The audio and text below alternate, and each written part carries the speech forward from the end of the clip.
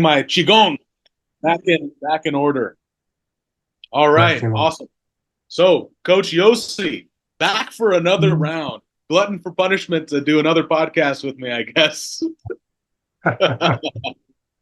There's no punishment at all. It's just to keep going, and then I'll bring on quite a few people. I want to get momentum. I want to get people listening. I still have to upload the first one, but I want to get a few like going, and then I can get things going.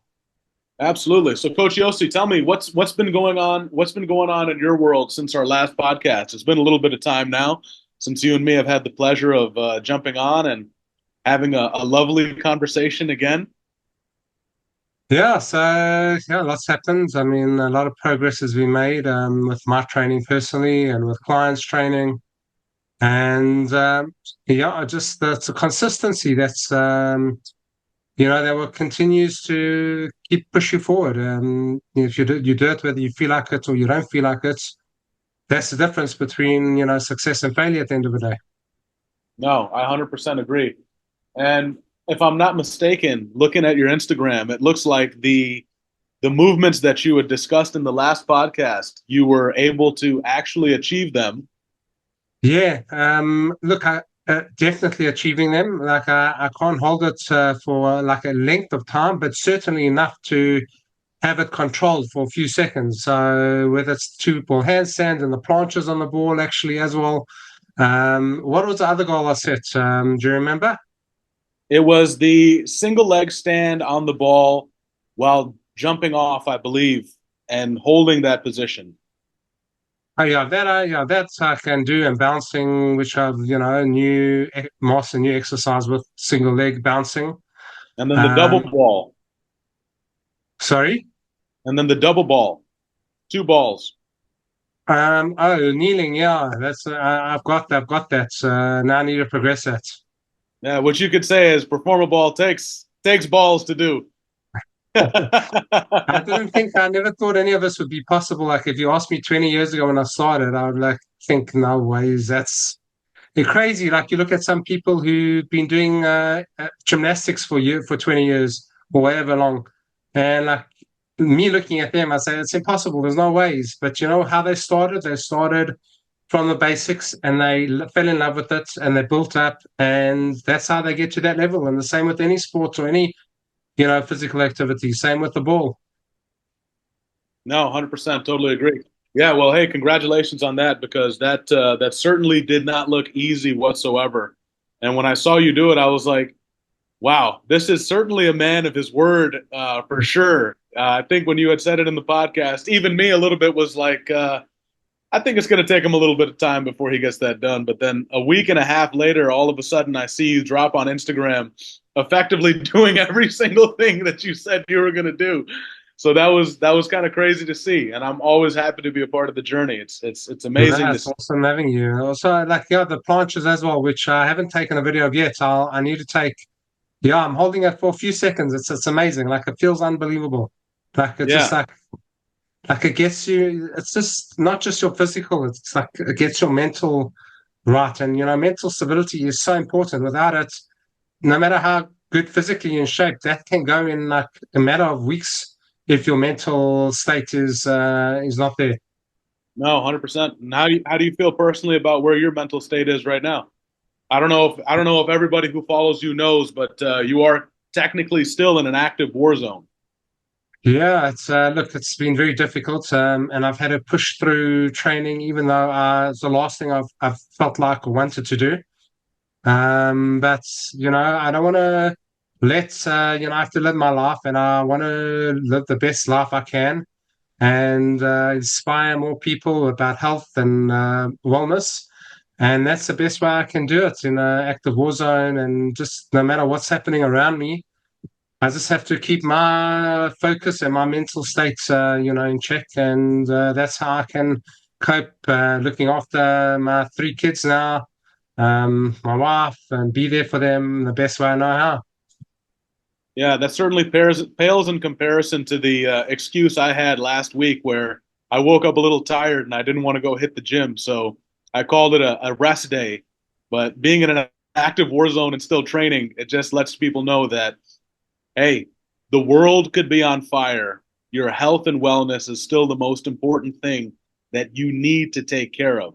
We can only take care of ourselves, right? We can't effectively change the entire world overnight. So, yeah, massive, massive credit to you, Coach Yossi. That I'll probably have to double up on one of my training days to make up for last week then. Thanks. I mean, rest days are important. If your body needs a break, I've had one or two where like my body was like, no, and that's okay.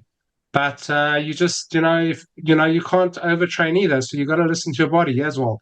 But as long as No, it's you're not consistently flaking out and just okay, no, like that's the problem. Like if it's a once-off here and there, it's no issue. you believe in the 80-20 rule then, where 80% of your week should be pretty hardcore, and then 20% you can have a little bit of a lax period. Yeah, definitely. That's how I do. Like twice a week, I don't train because I need to rest my body. Yeah. Um, and yeah, like, and if I can't train for whatever reason, like, when I went to the funeral, like, for my best friend, one of my best friends, just like I couldn't train then. But Rest in peace, by the way, and my deepest condolences to you. no, thank you. So, like, obviously, there's you have to just do whatever life happens, and like, also with the birth of my son, like, I couldn't exactly go train and not be there for my wife and for the birth. So, like, life happens, so you got to have that balance. But as long as you're consistent with it, because these things, like, if you get stuck in that moment and you just let things go, then it gets a lot harder to get back into it. No, 100% agree. I was imagining that you would bring the Performa ball into the delivery room with you. Well, they For when already actually have so many balls in the delivery room. That's a big topic. How people here in Israel, especially, they think that the ball is for women giving birth, labor, and the ward is full of the balls. So I didn't actually have to bring. They had plenty. they knew you were coming. But the thing is, they think I'm pregnant when I'm carrying the ball. Yeah. They say, "Why?" Coach Yossi, going back to the 80-20 rule, I know you said you appreciate living under that parameter. What does a what does a cheat day look like for you, meal wise? What is a meal that Coach Yossi likes to have to indulge in? To be honest, like there's no cheat days for me. I do what my body.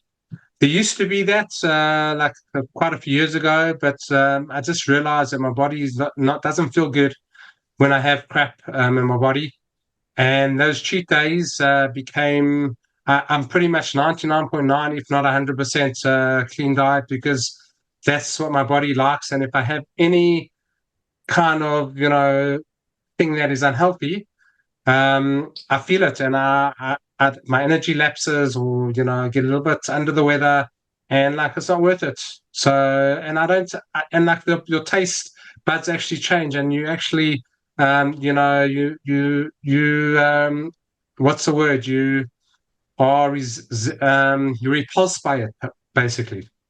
Really? So having a chocolate eclair might be over sweet for you on the taste buds. Yeah, like I wouldn't even want it. You can put all of that in front of me. I would like pull up my nose in disgust, to be honest.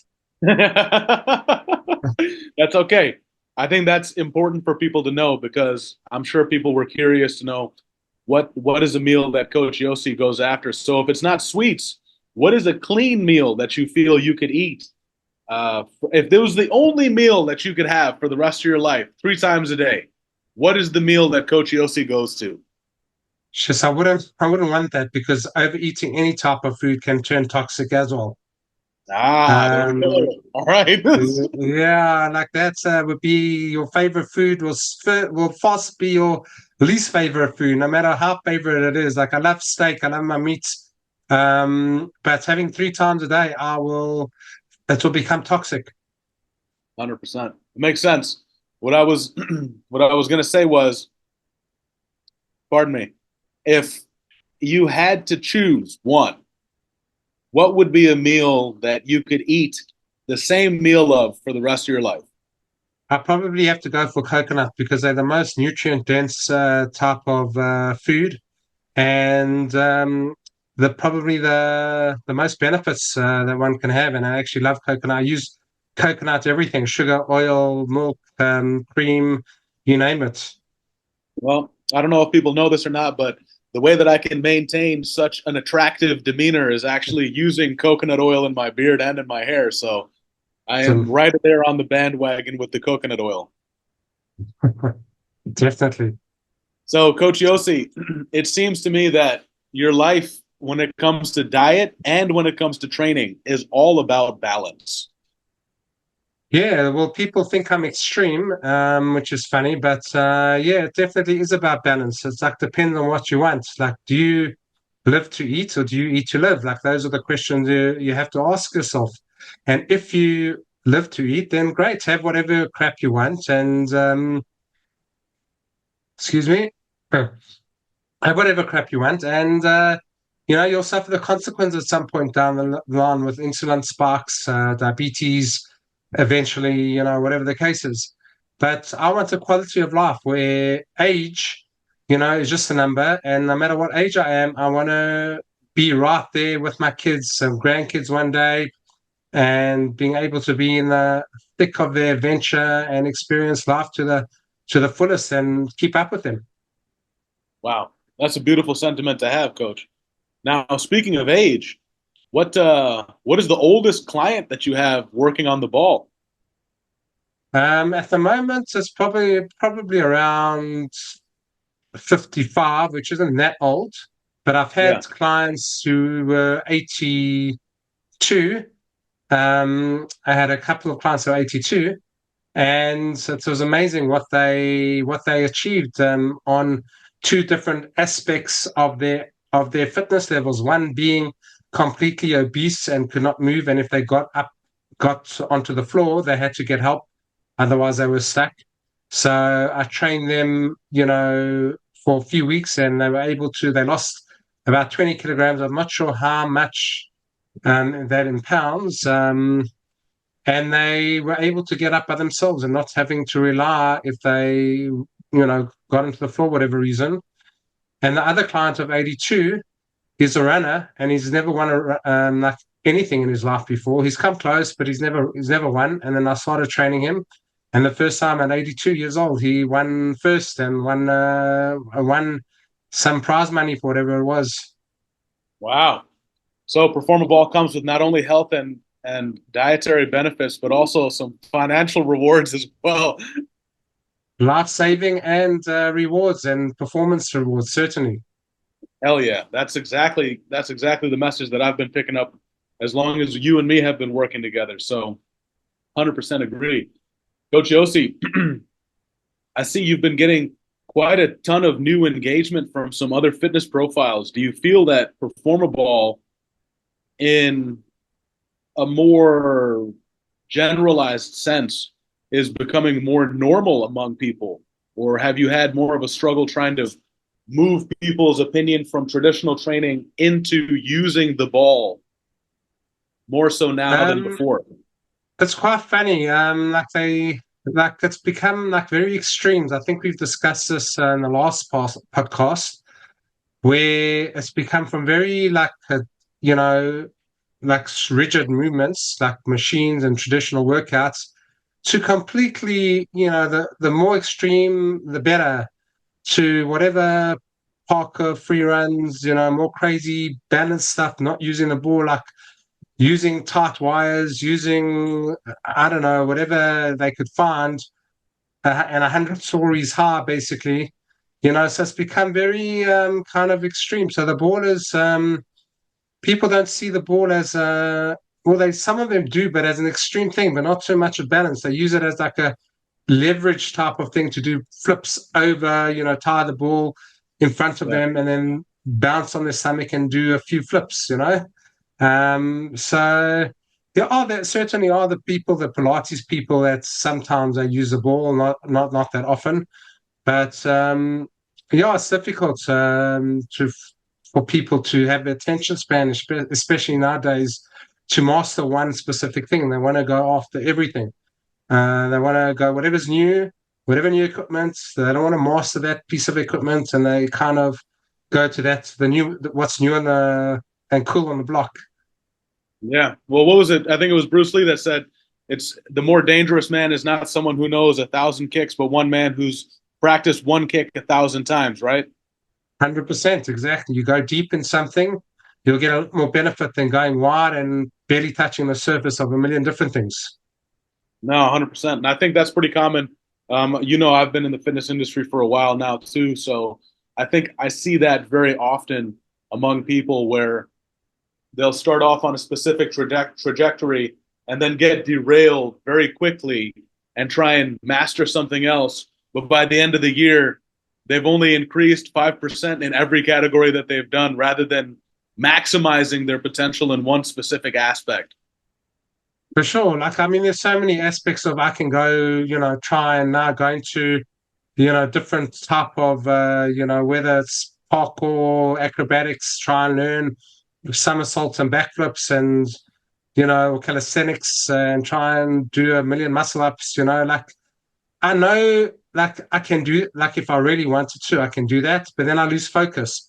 What added benefit is it going to be for me to be able to do a backflip, whatever the case is? Like, is it worth it for me at this age? Like, sure, I wouldn't mind learning it, but my focus is very much on learning new things on the ball and developing the ball because that's where my base is and that's where I can keep on growing and I can never it's a never ending progression basically where I can Wow. end up. Totally agree. Totally agree with that. So diving back into these 82-year-old clients that you have, I'm assuming that they're not doing the same things that you are with the double ball, No, the no, kneeling on the definitely double not. It's just balls. Yeah. base. Well, the one, it was obviously the very two different workouts for the one that she was very obese and couldn't get up. It's basically what I did with him was very basic sitting, bouncing, lifting one leg, what we discussed with your dad, just sitting and even holding on to something. So that was pretty much the movements, he was able to, and standing up and down on the ball and in different basic positions. Where the other 82 I know he was able to get onto his knees, balancing on the ball without his hands holding on his knees, which is great and doing a little bit more advanced movements, basic but more advanced, and amazing achievements for what he wanted and his goals. But he was a lot like way lighter than he probably weighed maybe 50 kilograms. I don't know how much is that in pounds, but versus 150 kilograms, at the start. So it's a big difference. Yeah. So, Coach Yossi, based on that, it sounds like you're doing quite a bit of in-person training there in Haifa you're in, right? Yeah, I travel to a different city. I do some personal training, trying to build up, a bit there. But yeah, the online, I haven't. I've lost a bit of focus with that. The ball has been dropped in terms of that a bit, but it will, it'll pick up. When things have calmed down and the podcasts are, coming. The online will be there strong again. No, 100%. Yeah, well, that was actually one of the main ways that you and I had gotten together was from some of the online trainings that had gone in, especially with the 21-day challenge. I think that's another thing you're looking to do for when summertime comes around again. Yeah, it's definitely one option and live events. There are a few different things. I just obviously have to see like my time availability and like where I'm holding, with a new kid. But things that should be settled down for sure. So I'll be in that mental space and be able to do that again. Yeah, 100%. 100%. And then I saw your baby boy was on the ball already, getting some Yeah, getting some reps in. got to get them earlier. So do you see that in your kids' future that they'll be running the Performaball conglomerate? Um, Not to say that you'll be too old to be on the ball, but eventually time takes its toll on all of us. Yeah, look, that's the thing with the ball. I'll be able to do that sort of stuff. And if the kids want to, follow my footsteps, great. If they have different interests, great. I'm not going to push them here or there. I'm encouraging them. They're gonna, they do stuff, amazing stuff already on the ball. And if they want to take it further, that's up to them. I don't want to force them or push them into any different area. As long as that they have that base, the health base, they can always fall back on. and keep that base. I'm happy with whatever they're happy with. That's the truth. No, 100%. Yeah, absolutely. That's something I'm experiencing being a new dad myself. So I always take heed to any advice that you give out because it's been super beneficial, especially with my son as well. So massive thank you as well. Coach Yossi, is there any message that you want to put out to the world? I know you said you wanted to bring some good energy and positivity in light of let's say the world falling into just yelling at each other over differences of opinion. Yeah, people need to get back into the zone and to flow. Like a flow is a big subject now. And when you're in flow, you get a lot more endorphins. You feel like you're achieving something. It's not this constant bombardment of social media and quick fixes that leave you empty at the end of the day. It's actually to find that within yourself to that you can do something and master something that's difficult and don't give up just because it's difficult. And when that happens, when you feel that like inner purpose and drive and that inner meaning and that you're striving that you can actually achieve it, there'll be a lot more inner peace. And it starts with ourselves, inner peace that can spread out to world peace. It starts with yourself, and and it's just the problem with all these quick fixes, and you try one thing and you're not good at it, you give up. And that's come the world, basically today. And there's no confidence in themselves. There's no purpose. It's meaningless. They buy whatever quick, they don't have to step and do any work and just use and abuse. And if that's a big problem. And that causes a lot of anxiety, a lot of anger, and then it's me versus them, and then a lot of that's how wars and happen a lot. But if one can just find your own purpose, get into the flow, and just experience those endorphins that when you are, say, using the ball and you can actually, do it to like get standing on the ball, for example, and like you get this like, wow, this amazing achievement. And like you feel so good about yourself because you achieve something and then you inspired to continue pushing it further. It gives you a sense of deep meaning and inner peace and joy inside. And that, I think, is a start. Coach Yossi, first I'd like to say that's an amazing message. I think that if everybody would be able to get into more of a flow state and be able to focus more on specific tasks that can benefit them. Let me ask you, if someone watching this has no idea how to enter into a flow state of pure focus, how do you attain that level of acuity? It's very difficult with all these distractions, and the distraction takes you away from your goals at the end of the day. So what I do is, my training is a base, and getting to the flow of my training, being accomplishing, two ball handstands or planches or whatever the case is, takes me into the flow. It has to, otherwise, I'm falling off. That's for sure. And the sense of achievement and like the sense of like pleasure that I get out of achieving that is immense. And it's just it takes that and brings that energy to my family, to my kids, and to the people I touch and clients and friends. And that's how you can start influencing. Being able to just work at something consistently, whatever it is, and set yourself whatever goal you have. For example, on the ball, kneeling on the ball for like 2 minutes, and that's you got to start somewhere, and that will 100%. help with focus within your work as well. You can actually sit down and just focus.